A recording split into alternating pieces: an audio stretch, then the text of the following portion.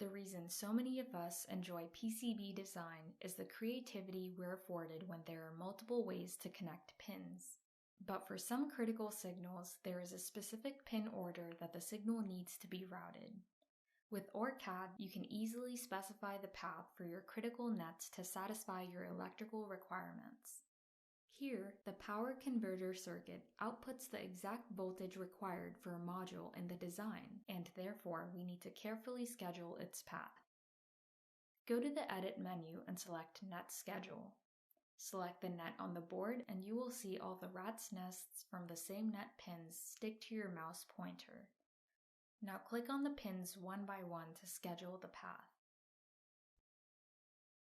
Sometimes you need to create branches to the remaining pins in the net. For this, you can insert a T-point while net scheduling. Click on the T and the other pins one by one to make branches. After scheduling your net, right-click on the board and select Done. In Constraint Manager, the user-defined topology will be set for your scheduled nets. To verify, select Constraint Manager from the toolbar and open the Wiring worksheet in Electrical Constraints. Scroll down the list of nets and find the nets you have recently scheduled.